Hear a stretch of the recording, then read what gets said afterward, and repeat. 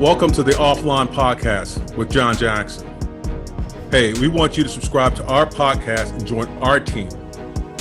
Show us some love on this video by hitting like. We also welcome comments and questions. So visit theofflinepodcast.com to stay connected with us. Hey, today is guest day, and we have a very special guest. This guest was drafted in the 10th round by the Pittsburgh Steelers. He was the 251st person to be drafted in the NFL, and he was drafted in 1987.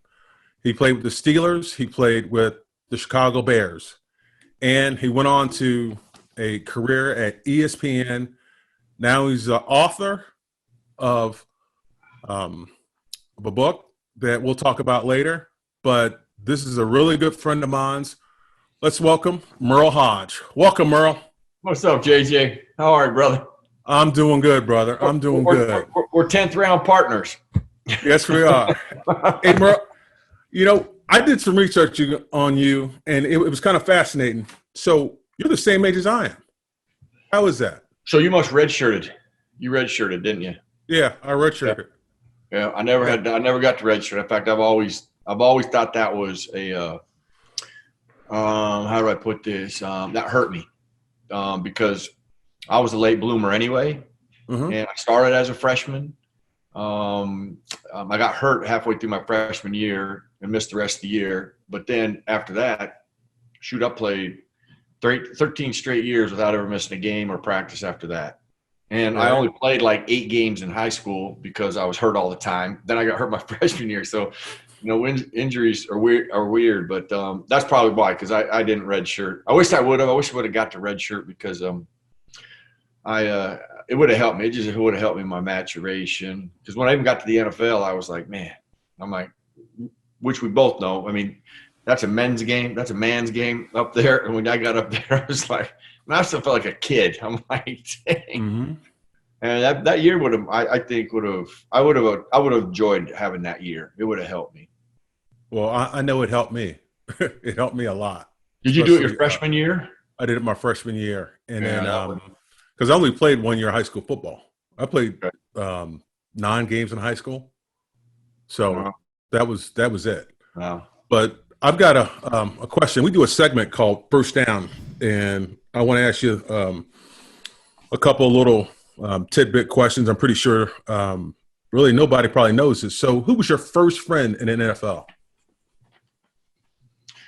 Well, actually, my first friends actually probably ended up being Bubby Brister and Lupe Sanchez, because I didn't have air conditioning in my dorm room. So I asked them if I could sleep in their room at night, and I would pull my mattress and I'd sleep right in the middle in the dorm. So Lupe Sanchez, and Lupe and I lived in the same apartment complex. So, I might have to say of the two, it was probably Lupe Sanchez. He was a defensive back. I think he played at USC. I think he was out of USC. Yeah, he was at USC. Lupe was a good guy. So was Bubby too. We'll talk about that later. Yeah, both of them are rocks. Yeah. Man. So you remember your first touchdown? I do. My first, ironically, that touchdown probably saved my career. It was, and here's why: you're probably lucky that you redshirted that year, because you didn't come in the year I came in because it was a strike year, and I held out like all the other players, which was the most bizarre thing to me because I just achieved my ultimate goal and dream, and now I walk out on my own tuition. I was like, nobody made me do it. I was like, it's just anyway. We could talk a long time about 1987. But that being said, and this is kind of how it went. This is how much disconnect was going on, and this is how children became a child's battle versus adults and common sense. But the NFL made a noon rule that we had. Once we agreed we were going to come in, they're like, we got to be in by noon if you're going to play. So we met, remember the grass field over at Three Rivers? That's where we met as a team. Right. So we all got there, and we decided, or I should say, the players decided, Gene Upshaw decides, we're not going in at noon. We're going in at 1. And I was like, oh, man, what's an hour? I mean, really, what's an hour? But I'm sitting there going, geez, and everybody's pretty unified that they're not going in. But I was standing next to Donnie Shell and John Stallworth. And they both turned around. They're like, okay, I'm done. I'm going in. And as soon as I heard that, I'm like, I'm with them. I followed them right in the meeting room. I came in. We started meeting. And about 1 o'clock, here comes all the players. And if you remember where Dick Hoke's office was and Chuck's office here, like if you walk the hallway back to the locker room, well, I see players falling in, then here comes Chuck. And Chuck knows, he says, out. He's like, you weren't here on time, out. So everybody turns around and leaves. So why I share that is I make the deadline. Now, I'm not even on special teams. I'm not our third down back, which I was our third down back when the season started. I was on every special teams. I was our third down back. I played a lot in our first couple games. I was nothing. I wasn't on anything. So that did not spell well. And I don't know if you remember Rodney Carter. Remember Rodney Carter from Purdue. Yeah, Rodney Carter in the first quarter. And they'd cut Rodney Carter and brought him back. And Rodney Carter was very good on third downs, man. He could run routes. He was really good. He gets a hip pointer in the first quarter of the game. So now they got no choice but to play him because you know how the depth in the NFL is. You just like next man up is probably your last man because there's nobody behind that guy. And I end up running an option route late in the fourth quarter and ended up being about a 37-yard touchdown pass that Steve Bono throws to me. So my first touchdown pass was against the Indianapolis Colts. It was a game winner. And I'm telling you, I obviously have no evidence of this, but I'm telling you, if Rodney Carter does not get hurt, I don't score that touchdown, we're probably not teammates. I'm telling you, we're probably not teammates because I bet you they let me go. I bet you they cut me. The NFL is full of stories like that, especially me, because remember when I came in the next year, and by the way, I'm a 10th round pick, and that's our special bond because, hey, 10th round picks, but now they've only got 7 rounds. Back then they had 12. Right. But I didn't know your draft number was 251. My draft number was 252. Oh, so somebody got an extra pick somewhere, right? Well, yeah, the Steelers got an extra pick because you remember Tony Woods? Yeah. Oh, yeah. They traded Tony Woods to Tampa Bay to get that pick. And I'll never forget. I'll never forget when – so I'm reading the they get the little program, and I'm like, okay, extra pick, 10th round. And I'm like, it says Tony Woods to the Tampa Bay Buccaneers. And I'm like, wow. And I met Tony Woods, and I thanked him. And he looked at me. Boy, he looked at me like I had 3 heads. He was like, really, dude? You going to thank me? I'm like, yeah. Because without that pick, I don't get drafted by the Steelers. No, you're right. Yeah, you're right. Yeah. No. So, but I wasn't trying to be an ass about it. I was just thanking him for it, thanking him for the opportunity. Hey, if you're not there, I'm not there. Yeah. So it's one of those things. Yeah, it's one of those things. What's the biggest change between college and the NFL that I know that we both went through? Yeah. Well, besides that man part. Yeah. Well, you have livelihoods. You have, like I tell people all the time. Okay, let's say you got to fight for your job every time you walk in your office. I go, you got to compete for that in a physical perspective. I go, you'll be interested to see, that's how you find out what kind of competitor you are. That's the NFL surely challenges that. But there's 2 things that were mind blowing to me. It wasn't really the speed because people talk about, it's so fast. And actually it was the quickness of the game, because football and NFL, the game is actually played in the middle of the field. It's not on the perimeter like college. It was just quick. I remember the first time I ever handed me the ball in practice and training camp. Man, the hole open up, shut, open up, shut. By the time I got there, I was like, and I remember I was a day late there. I remember Chuck was ripping me, Dick Hoke was ripping me. I went back to the huddle and I was like, wow. I mean, between this snap and the next one, I better find another gear because I've never seen anything so quick and dynamic. And then the thing that is completely off the charts, not even remotely close, is the IQ of the game, the intellect and the smarts and intelligence that goes on. As you know, I mean, there's obviously fabulous athletes across the board. You know, everybody's a star athlete no matter where you go. So that is all in a sense even. But then the IQ of the game, how smart you have to be, the process and the things you have to think through and know. And that actually was not more clear or was crystallized for me when we were playing the Cleveland Browns. We had struggled running the football. And so and back then we used to run out of a split back formation a lot. And so, and I can't remember if we had a lot of split backs when you got there. We probably did, but you know, we'd run a trap. We'd run a check with me, and you just go up based on the defense, how they're aligned. You'd run to the right or the left. You'd trap the advantage.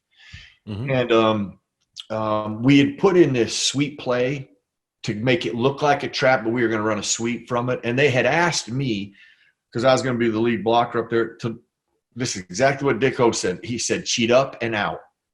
So I would cheat up and out on the sweep play. Well, we're playing Chip Banks and Clay Matthews. Okay, well, Clay Matthews. Two pretty smart guys. Smart guys.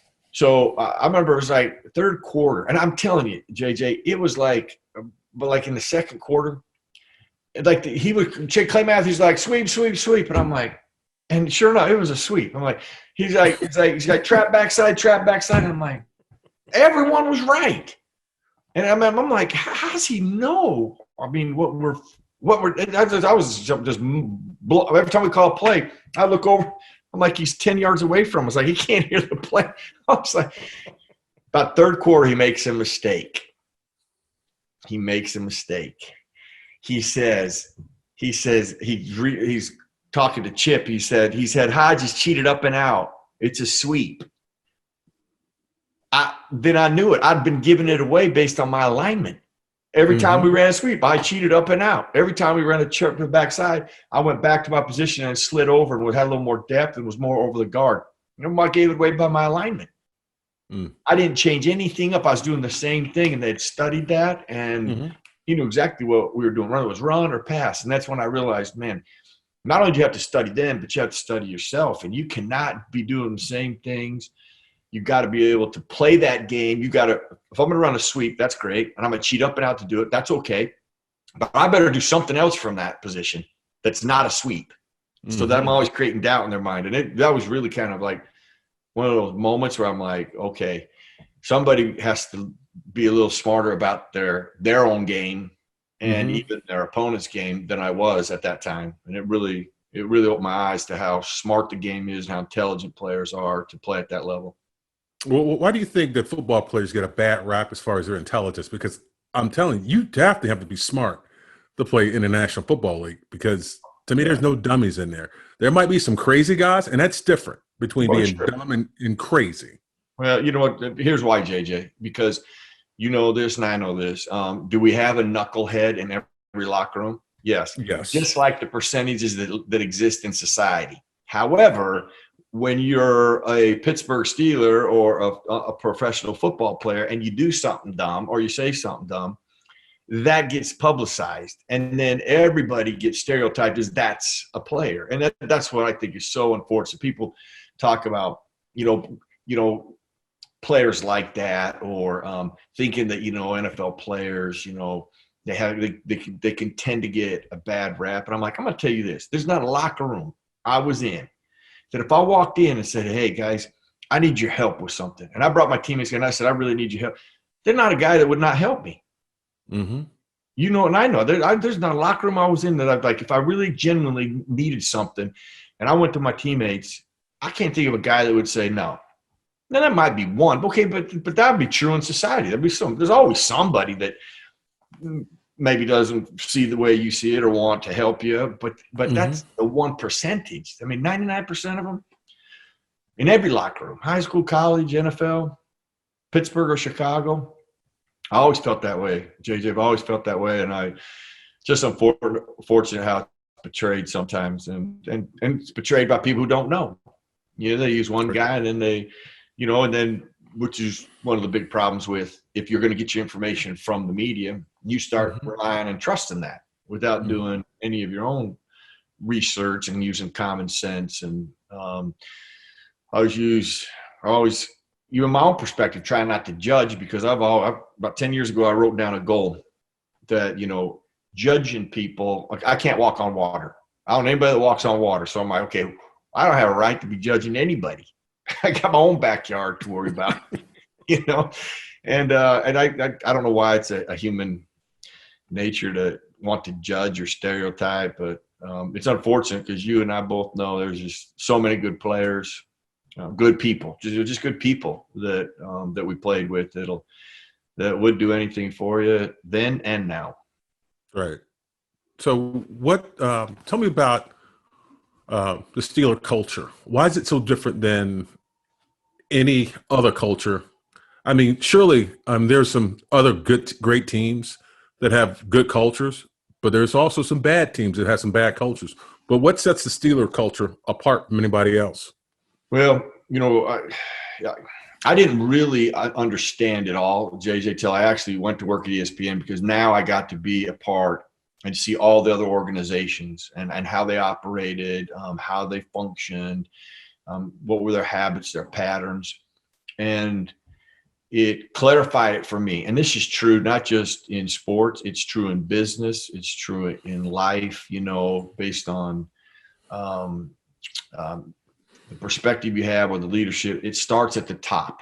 Okay. Who's in charge? What are they about? What do they establish? And what do they hold everybody to? I don't know if it was my college coach. I heard this the first time, and I can't even make sure it was that. But he said something that was profound from a perspective of a leader. He's like, he was establishing our rules for the year, and the punishment. And I can't remember if it was a conversation I was having or he actually shared this, but he said, hey, listen, when I make these rules, I look at the very best player on this football team breaking those rules. And if I can't serve the punishment, I'm not going to make that rule. So what I'm getting at is, anybody breaks this rule or this rule or this rule, you already know the punishment. So we don't have to have an argument, and you don't blame me. You blame yourself, because you already know what's coming if you're going to do over here. And that just taught me, it was a real good example about leadership, that, think through what your rules are going to be. But then once you make them, you stand by them. And it doesn't matter who breaks them. And I've seen it time and time again, those people who say, hey, if you do A, B's happening to you. Best player does A. Well, I looked at it, you're done. As a leader, you're done. And the Rooneys, from really the chief, because I was there when the chief was there. The chief, Mr. Rooney, Art, Chuck, Bill, Mike, all of them function in that same manner. And that, you're around, like Mel Blount comes walking in the locker room, and he talks about those things, from Franco Harris and Rocky Blyer and Joe Green, who was our defensive line coach at the time. And then it isn't like you're being brainwashed.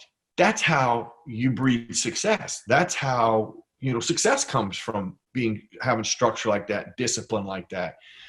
I don't see that ever going away. Now, people can think, oh, I don't need to be disciplined. I don't need structure. I don't need to be accountable. I don't need to do those things. I just freelance it. And don't be shocked at your results. Just don't be shocked at that, because there's a reason people, if we look at an organization right now who has been ridiculous, the Patriots. If you look at what the Patriots, what Bill Belichick and what he has done, it was a few years ago when I was still at ESPN, everybody's talking about, going to get these offensive coordinators, guys who know how to throw the football all over the place. I'm like, wait a minute. Why don't you go over to the Patriots? They win. I didn't know that having the best offensive football, they gave you a Super Bowl for that. I go, but teams win. I was like, wow, people search for the wrong thing sometimes. And it's really not, the structure of it's not hard. Executing it's hard. sometimes for people. But once you just develop that, it becomes a pattern and a habit. Then you can apply it to anything in your life. And then when you start seeing the results and the success from it, then you want to be a part of that. And I just think the Steelers have had that from the day I walked in that door till still to this day. You know, how they hire a coach, how they believe in a coach, stand by him. Their structure from top to bottom is rock solid. And that's what separated them, you know, in all these years. They've been so consistent from that perspective. Right. I mean, talk about their scouting department too. You know, Bill Nunn was a really good friend and a favorite of mine. Every time in training camp, I used to love to talk to Bill because he would like, "Oh, you're getting better. You're getting better." And I go, "Thank you." I'm thinking that's what I need. You need to hear that. Yeah, something. I needed something because you go through training camp and you go, you know, am I getting better? Or, you know, what's going on this year? And every year I try to get better and better. And that's why I lasted 14 years, which was insane, especially coming from a little small school. Yeah, well, JJ, I mean, I'm not doing this because we're on your podcast, but I'm telling you this: you are unique. You are a freak. I remember people talking about. You're gonna laugh. You're gonna know what I'm about to say. I'm like, man, I just wish he was meaner. I'm like, the dude doesn't give up a sack. Who gives a rat's rump if he's mean or not? I'm like, who cares about him? That's like when a coach goes, well, I wanted to weigh 305, but he weighs 300. Give me a break. Right. The guy can play. The guy can play. The guy doesn't give up sacks. Being mean, nice, it's irrelevant. That is irrelevant. If you say, okay, he's giving up sacks, and if he was mean, that would stop him. Well, then I'd suggest JJ be a little meaner. But that's not giving up sacks, man. I'm just like, this rationale makes no sense to me. No, it always intrigued me when I would hear coaches say, hey, we need you to be a little meaner. You know, I could see if they say we need you to be a little tougher.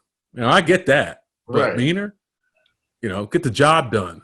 Yeah. And then we're going to be okay. That's all. I mean, there was times where I had to I would get in fights just so I can get them off my ass. Yeah. I'm serious. I would get in a fight. Yeah. Yeah. I don't know. I come from a different, you know, I've had a lot of coaches in my life too. And I've coached every level, you know, from youth on to pro levels. And I find no value in that. I find first of all, making somebody mean who doesn't have that, just they're not a mean person. That's like saying, we want you to run a 4.4, but you run a 4.6. That ain't happening.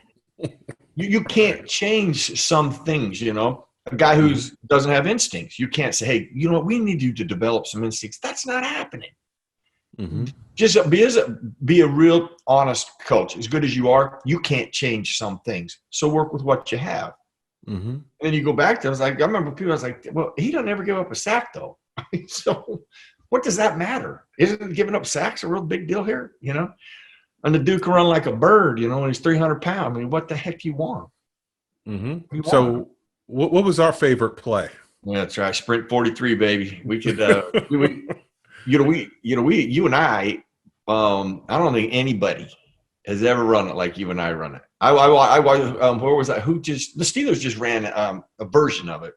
Yeah. The back he set over ran over Ben. It was last week, actually. It was the rookie, and which I could identify with that. The kid's probably mind's going 100 miles an hour. He's like, oh, he sees the hole. I gotta go. Yeah, he sees that hole. He's gone. Yeah, he had a 20-yard run. But you know, if you remember right, we put that in for Lawrence Taylor. We put that in to take advantage of pass rushers. Mm-hmm. You know, and that play is a staple on a lot of organizations, but I don't think anybody could run it like we ran it. The time. Well, you know, the NFL is all about a copycat. So they're trying to, if this play works, I got a good athlete, he can run that play. But talking about Lawrence Taylor, I remember the next time we played Lawrence Taylor, he wouldn't rush, and then he grabbed me and he goes, "Dude, you're not going to get 130 yards off this play on me." Well, that play ended up being, I called it a 20 or nothing, because we get 20 yards or nothing. That's just how it was. Because if they stun it into it, you know, I mean, there's ways you could, they could take it. I mean, that play could be exposed, but it's usually on some type of run blitz or stunt, to be honest with you. You know, if they didn't, if they just rushed us, Oh It boy, was look over. out!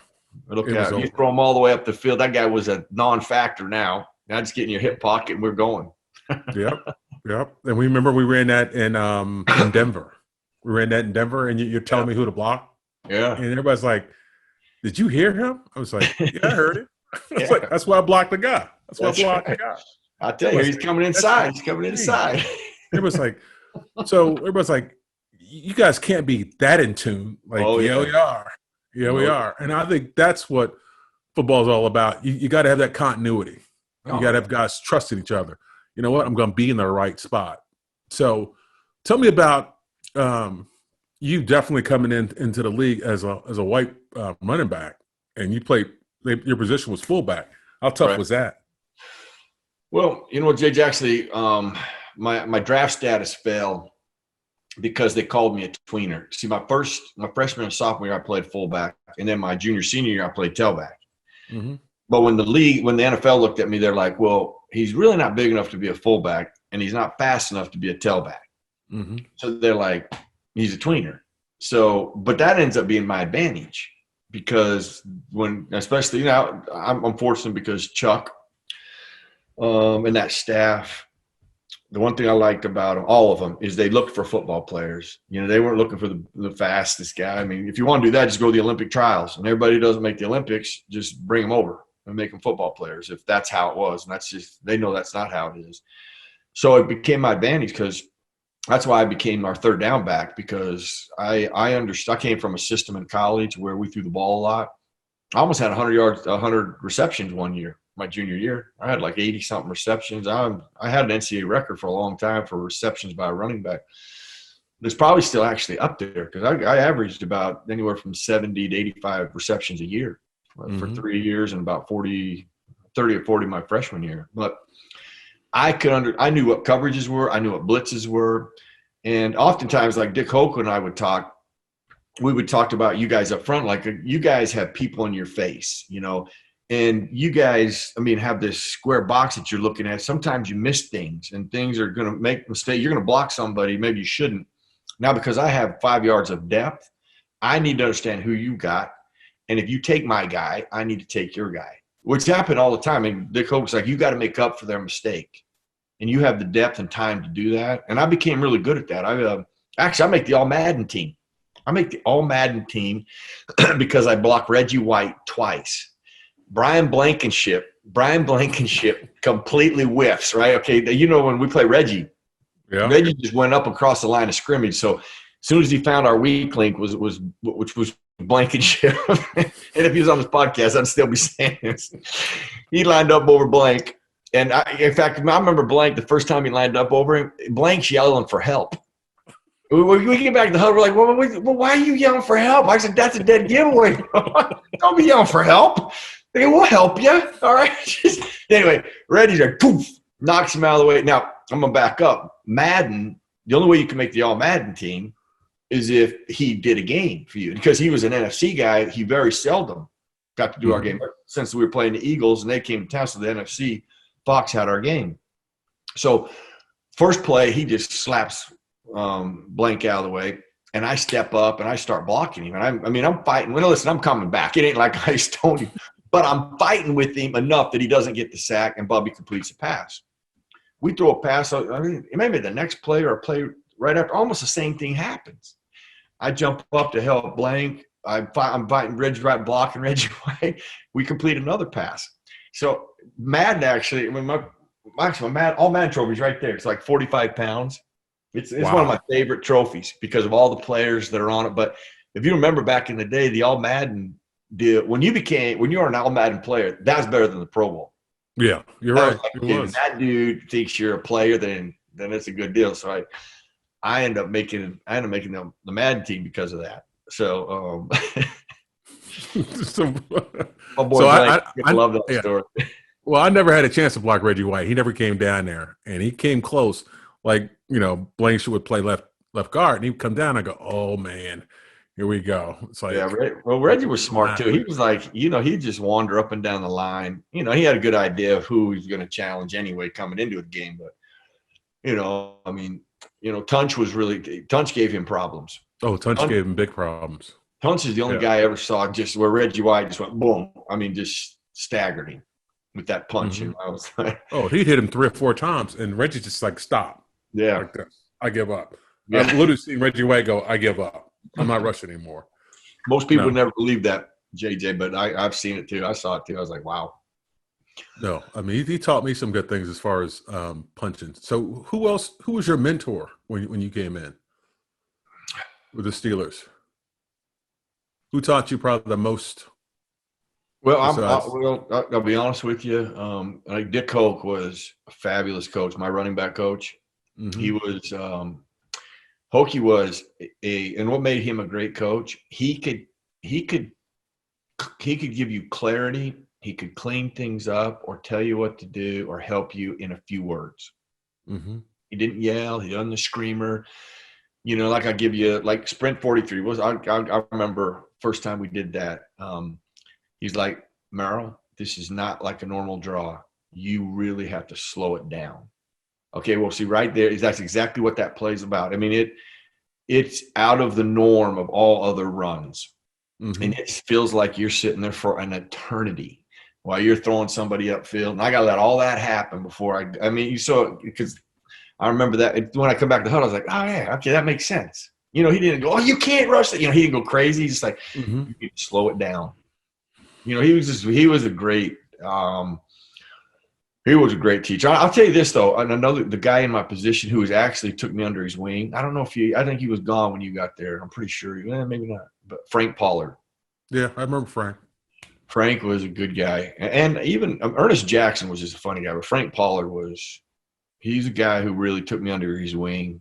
And he was very helpful. He was a really good mentor and teaching me how to play the game and all the things that need to go on the game. Mm-hmm. So describe the relationship you had with Chuck Noll, because everybody's relationship is different. Yeah. Well, let me just tell you this, JJ. I guess there's a lot to Chuck. He's the greatest man I've ever met. I've learned more about the game of football and life from that guy than anybody ever. He's called me. He's gave me a game ball, and then he's turned around and said I'm the dumbest football player he's ever seen. So, you know, there's a wide spectrum. There's a wide spectrum there. But I guess it was after. I guess this is probably one of the greatest compliments I ever got from him. Tunch Ilkin got hurt, and he was our captain, and he made me the captain when Tunch got hurt. Well, what I did not know for some reason. I mean, John Kolb was stretching me. We were stretching, getting ready for the game, and he's like, "Do you know how big a deal this is that you're the captain? That Chuck made you the captain?" And I was kind of like, "No." I was like, "I think it's great," but I'm like, he goes, "That speaks volumes when he makes you the captain. That speaks volumes of what he thinks about you and this team." And I didn't know that. Actually, I don't even know why it didn't register with me. But when he did that, when I became the captain, and he selected me, that was, and I went through some struggles as my rookie year and even my second year. I basically cost us a game again with the New York Jets. That's when he called me the dumbest football player he's ever seen and benched me. But then he never revisited it. He never came back to it. Now, he did in the locker room. He's like, "Hey, listen, if Merril knows how to count and he catches the football, we win this game. Get dressed." This is over, right? So, all right.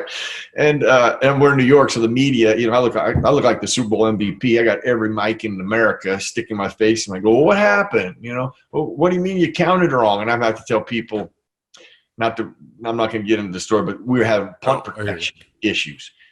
And we had changed counting from outside to inside. And I just went brain dead, and I went back to the old way, and everybody else was on the new way. And so I accounted for the wrong guy, and my guy blocks the punt. So I was a stupid error, man. I was like, but he never went back to it. And here's what I loved about him. I thought he was always finding ways to see how you would respond. And then that is how he evaluated you. Mm-hmm. It wasn't that you made the mistake. It wasn't that it was how did you respond from it? And I learned a lot from that. And when he made me a captain, and it was after the Denver game when we lost. Actually, Mr. Rooney came back to me. He said, of all the players that he's coached, I've never heard him talk about a player like he talked about you.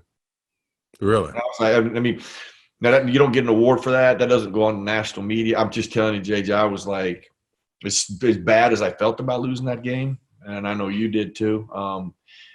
I was like, for me, because Chuck was, I'd had some real rough years, and it was just, there was just a lot of peace with that. That if I got his approval, that was better than anything. Hey, let's take a second to talk about one of our advertisers, Bell's House of Tobacco, where you get some fine cigars. Hey, we want you to definitely check out Bell's, but we want you to buy some cigars. So we thank John Bell for sponsoring this podcast. And John, I'll see you soon to get a cigar. So don't forget, look down below the screen, his email address and his phone number. And go to Bell's House of Tobacco and enjoy a great cigar. No, I know when my relationship with Chuck was my first year, I was pretty much special teams. Second year, he made me a starter, and I got hurt. I got hurt in Philly, and I twisted my ankle. And I never forget, remember Darren Jordan? Yeah, he was a linebacker. Oh, linebacker. Yeah, that's right. You're right. Yeah. Darren Jordan was a linebacker, and we both had ankle problems. So we both standing there, and Chuck walks up to me, and he goes, "Hey, John, I want you to go in and get off your feet." And I'm like, "Coach, but I need to watch practice." He goes, "No, you don't. Go to the training room." And Darren's looking at him like, hey, what about me? And I'm thinking, oh, man. So when I went in to see Ralph Berlin, I go, "Ralph, Chuck sent me in here." He goes, "Oh, Chuck must really like you. He sent you in here to get you off your feet?" He says, "Yeah." He said, "Well, let's ice it down." So then Chuck came in. He goes, "How you feeling?" I said, "I'm feeling better." He goes, "Good." And that was it. And I'm thinking, wow, that's well, see, you know what? Because here's what we didn't know then now that I know. JJ, he knew what he had. He knew what he had with you. That's, like I'm telling you, Bubby Brister got robbed. If Chuck stays around, because he knew what he had, but he knew how to take care of Bub. He knew how to handle Bub. I mean, that's what I liked about it. He knew football players. He knew what he had in you. He knew that you're not going to get a tackle that athletic, that all those things. You just had to mold you. That doesn't surprise me. That's that's Chuck, man. That's the kind of things he did. Right. Hey, so let's talk about your concussions in the National Football League. And I don't think, did you have any concussions in Pittsburgh, or was that all in Chicago? Well, I had one. It was actually in Denver game, ironically. It was towards the end of the game. Actually, I ended up taking my helmet, and I didn't return back to play. And what JJ, what's kind of forgot, or what's misunderstood about what happened to me, people think my career ended because of a concussion, and that's absolutely not true. If that were the case, then I wouldn't have played again after the Monday Night Football game when I first had it. Right. But I did. What happened to me was I had improper care. I wasn't cared for properly after the first one. And when I say improper care, the trauma I had in the Monday night game against Kansas City was severe. And here's the two signs of severity. It's not losing consciousness. People use consciousness as being signs of severity, and that's not true, because once you regain consciousness, that sign is over. Now, if you never come out of consciousness, well, then that's a big sign, and we got to focus on that. Once you do regain consciousness, the two most important signs for severity: cognitive recall and stability. Now, because you're awake again, that's not a sign anymore. That is not a sign of severity. If you didn't come in and out, people always get confused. They're like, "Oh, if you're knocked out, it's worse than if you are not." That is not true. I never lost consciousness, but when it came to cognitive recall, I struggled some 8 to 12 hours later, understanding things that had been told to me, things that had happened. That's a long window to not be able to recall things. I still, stable wise, I was still getting off the plane when we got to Chicago. I was like, maybe, in fact, Eric Kramer took me home. I didn't even drive home. So when you have somebody that has that much sincerity, now keep in mind, This is 1994. You always have to use a perspective of what did we know back then at that time. Now, even in 1994, because we were doing cognitive testing, baseline testing in 91, one thing that was very clear is you did get an evaluation and a follow-up physically before you returned to any environment.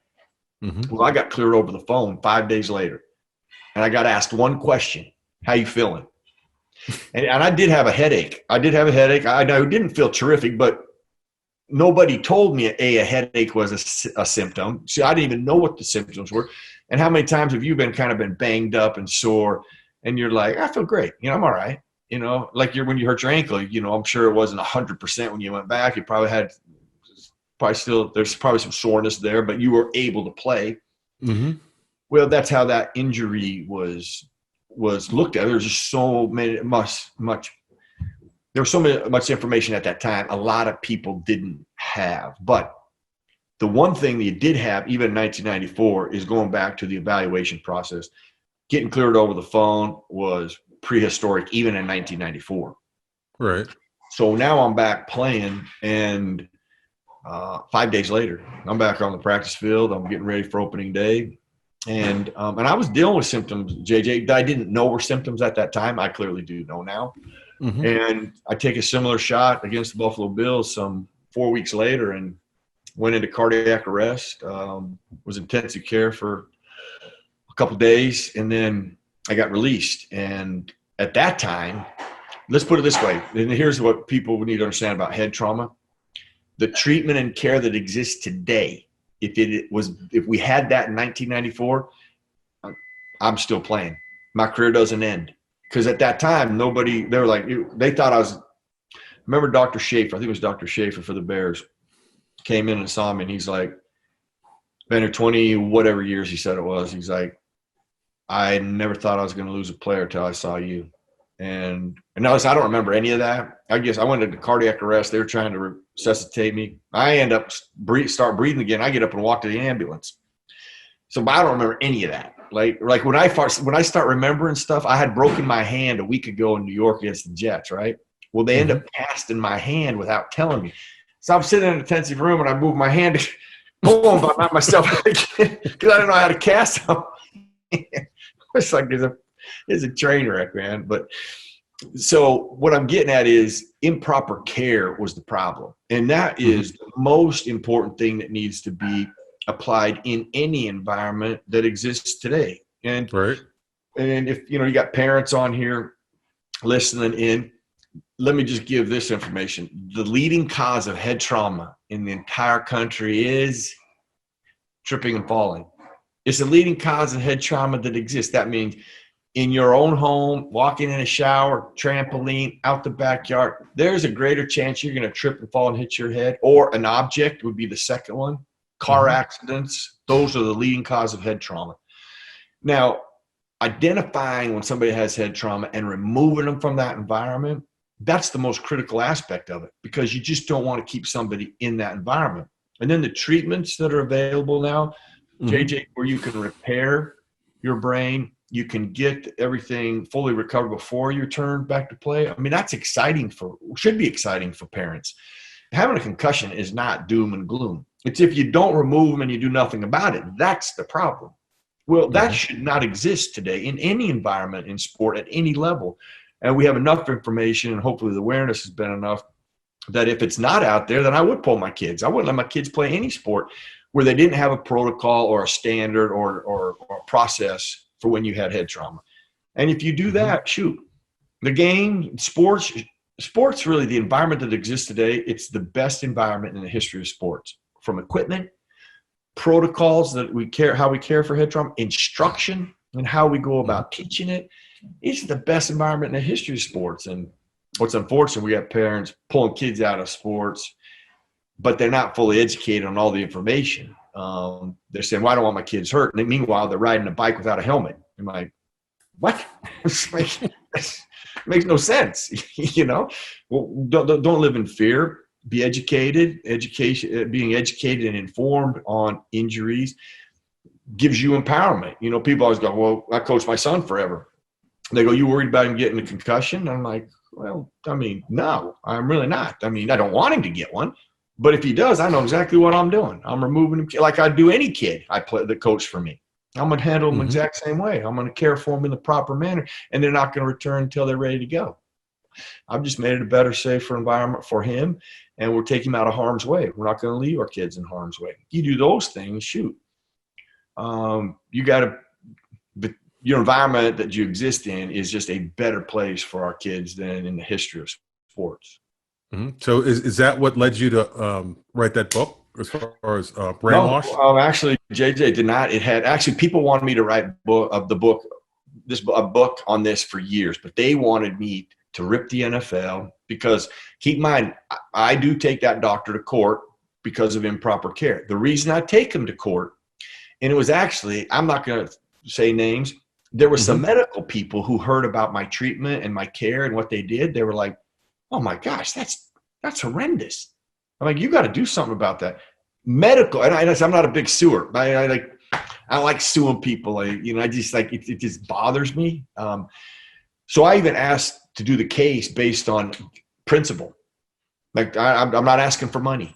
This can't happen. And I was doing it in the mindset and scope of players in the league and players behind me. That was my scope at that time. And my lawyer's like, well, you can't do that. You can't you can't have a lawsuit without some type of punitive damages. And I was like, well, all right. Well, I mean, we can clearly show those, but that's not what I'm doing this for.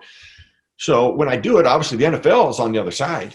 The NFL is pleading that doctor did the proper thing, the right thing, that the standard of care was the highest standard, which it was not. Shoot, the doctor himself testified on the stand. He's like, he had just sent a plumber home for 2 weeks because it hit his head while he was plumbing, hit on the sink, had a really bad concussion.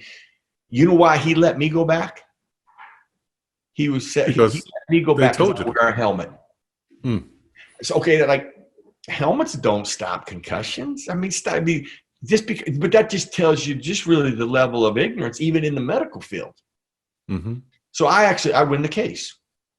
And actually it changes how it expedites now. And to the Bears' credit, what they do, cognitive testing became mandatory. Right. They brought a neuroscience neurologist on staff. I mean, so they made the environment better. I'm like, well, why am I going to go write a book when everybody who made some mistakes corrected them? What's the reasoning for that? So that's why they wanted me to write the book. And it really didn't, I didn't even set out to write the book. This sparked me to learn a little more was when Webby passed away. And some of the things that they were accusing football of, but I was kind of using some common sense. I was like, geez, Webby's not the only guy who played like that. Thousands and thousands of players played like thousands. There's 27,000 former NFL players. So Mike Webster's not the only guy. I'm like, that doesn't make any sense to me whatsoever. And so actually, I really just went on a search, JJ. I went across the country to all neurologists, scientists that have integrity and are willing to just tell me the honest facts about stuff. And it wasn't until I got up to Canada. I wanted to see some doctors up in Canada. And I asked this lady the same question. I said, hey, listen, tell me how, football sport is causing this CTE, and she goes, well, wait a minute. She's just, this is the 12th time I've heard this. She goes, it is not a disease. It is a pattern in an observation state. We don't have enough evidence to say it's a disease right now. And you can't say it's sports because 1/3 of the people in the medical journal that have this pattern, they never played sports. They never had a concussion. They never had a history of head trauma. So you can't blame sports for that. She goes, here's what you need to do. You need to start reading the scientific journals on this and the papers that have been written. She goes, I want you to read the Spectrum of Disease paper, which is the first scientific paper I ever read. It was written by Ann McKee. Ann McKee is the front runner at Boston University, and CTE Center. At the conclusion of this paper, because let me give you a little bit of history on some footers on science. Like methodology is very important in research and science and how you went about the paper. There's a bunch of footers that are required in science to really claim that you have something, which Right. they had nothing in this paper. And they disclose that at the end. And they basically say, it says in the conclusion, caution must be used when given any sense or degree of CTE.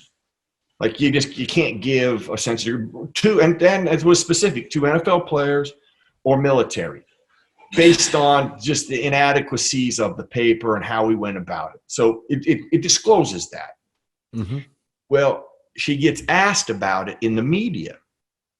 And she says, after doing that research of all the disease we found, I got to believe every football player has it. I was like, so now there's a whole host of problems there. First, let's take the journalist, for example. Okay.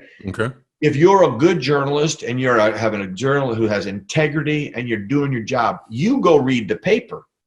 You get to the conclusion and you're like, well, wait a minute.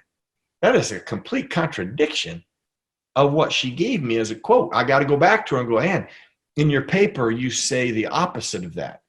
In fact, you say caution must be used, that you cannot give anybody any sense of degree of CT in NFL players or military.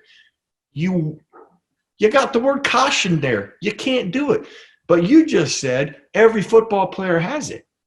He doesn't do that. What does he do? Landmark paper. Every football player has it. Well, what do you think runs across this country and every news report reports it and every mom and dad hears it? That's what they hear. And that's what started it. Then I started reading them all. And every one of them were just garbage after garbage after garbage. And there was no link. There's no cause. In fact, there's a lot of evidence that states that if you are sedentary, if you're in the band, if you're in theater, that's more of danger than playing sports, especially if you establish protocols and care for it. And I was like, so I started thinking, you know what? You can't, the only way you share all of this is you put it in a book. You condense all of it and you put it in a form where parents and people can read all of the information. You don't have to go across the country and talk to 12 different doctors and read all of the papers. I condensed it in a book for you, along with all of the great things that sports give you and our kids do need, not just from physical perspective, but the mental health perspective, the self-esteem that comes from it, the confidence that we develop, the accountability that you develop from it. And going back to what we'd already talked about, all the things that exist today, oh my gosh, I mean, it is the most exciting environment, if you will. Like I wish I could back it all up. I try not to ever do that in life because that's why I kind of did what I did earlier on. I was thinking of players behind me. How can I make it better for them? Right. Okay. Without pointing fingers and casting blame and making excuses. Okay. The world's full of that. Let's do something that will make the environment better. So they're behind me. Yeah. I don't get that. But guess what? The people behind me get it. And guess what? Your son, my son are behind us. Even I didn't realize it would branch out into really all levels of sports. I just didn't even think of that, at the time when it was happening to me.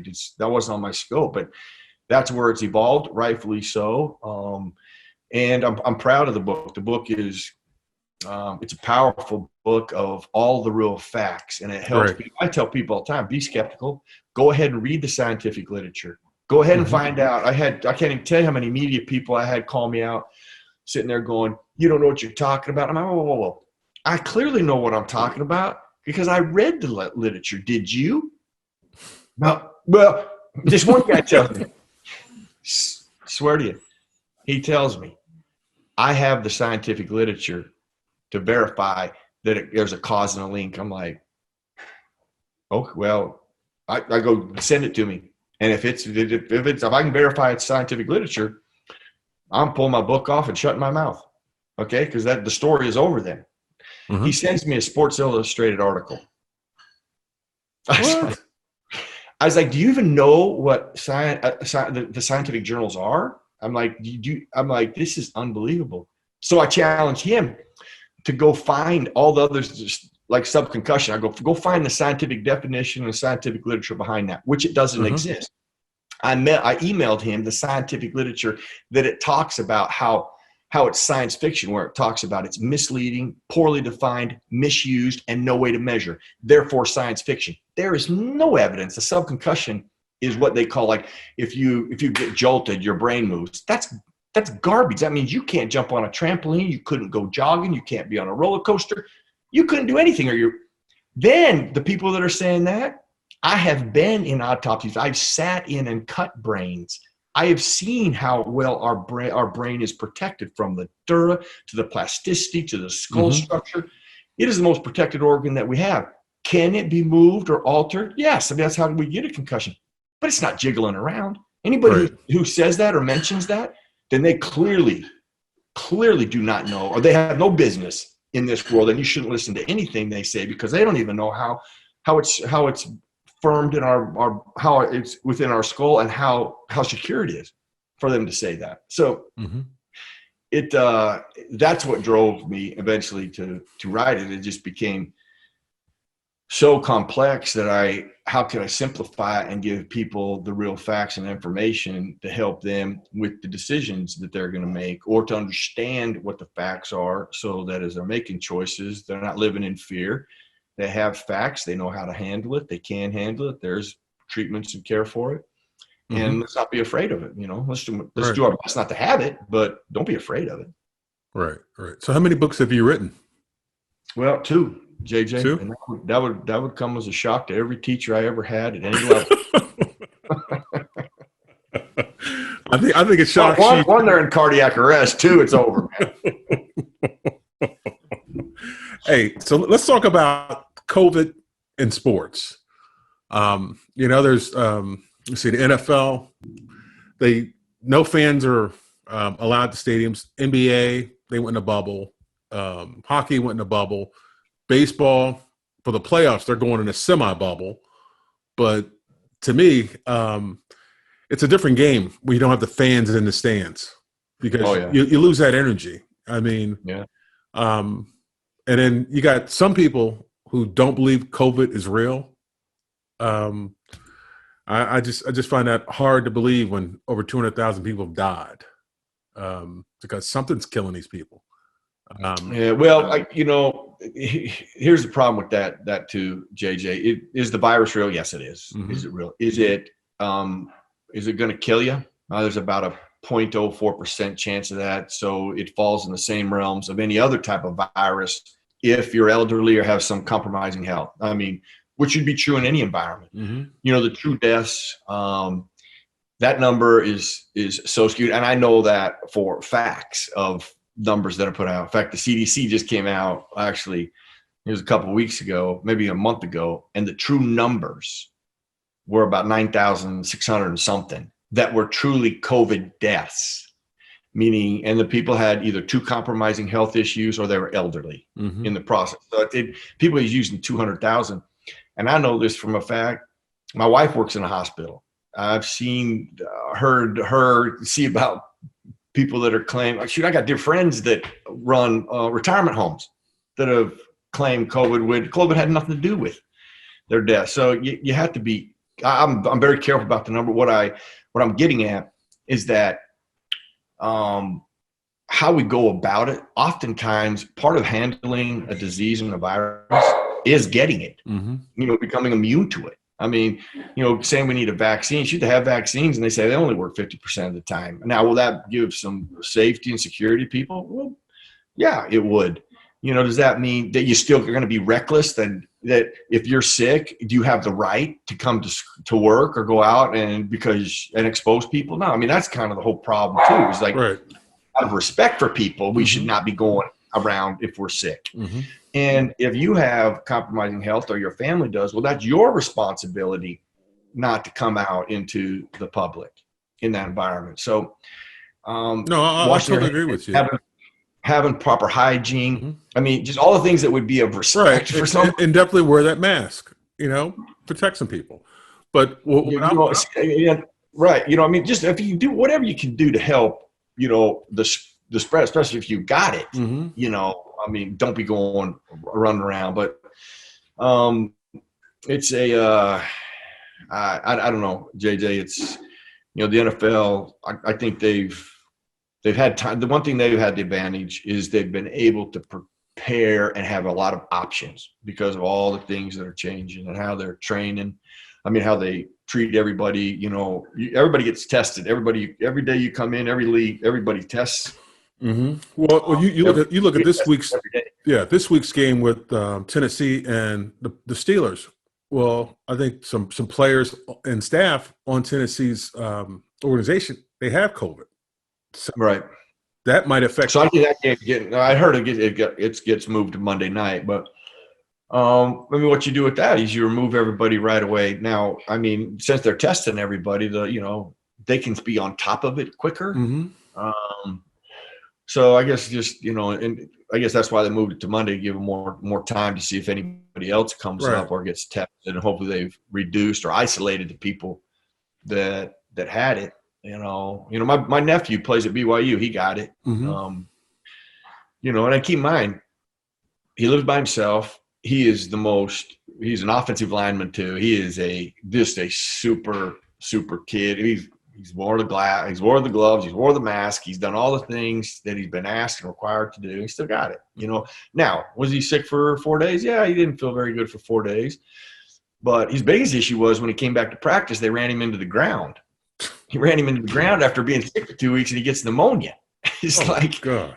I don't know what you coaches are thinking, but I mean that's some of the problem that they got at BYU. But they're not. What I'm saying is people recover and get back and get better.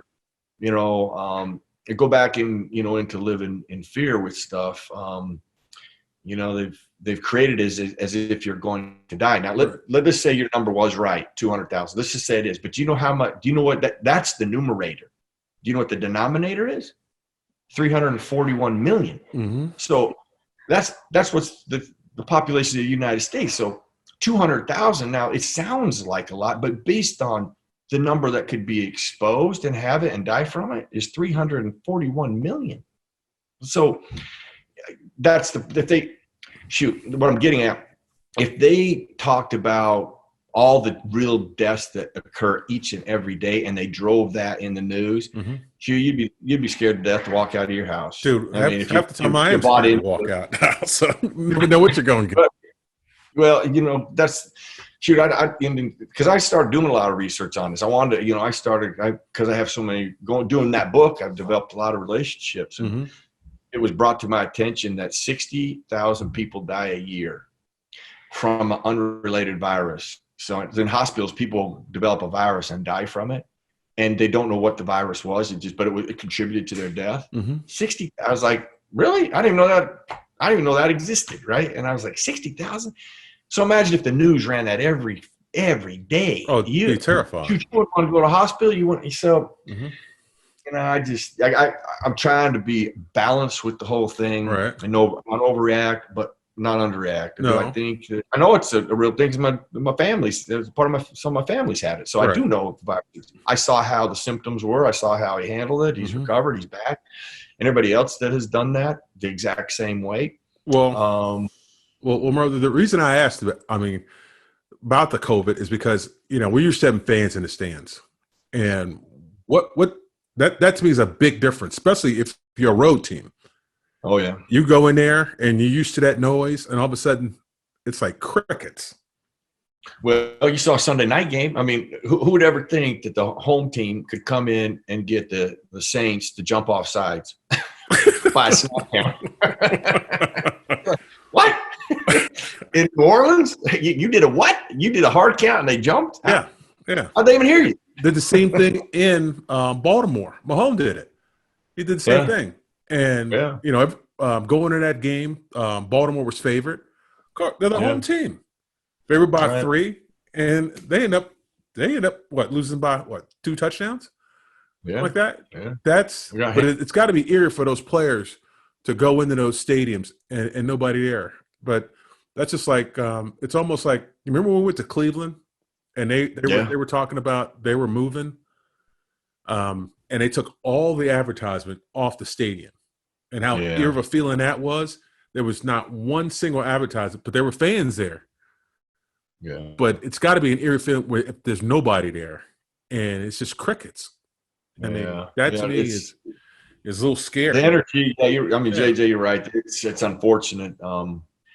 My belief, though, is that I think as the season continues to progress, hopefully more and more fans will start to be allowed to come, and that we at least have some. And every stadium eventually gets to have a little bit of the environment that makes and all sports unique, is when the fans are a part of the process and part of the environment. All right. Hey, Merril, you know what, brother? I thank you so much. My pleasure, on this JJ. podcast. Anytime.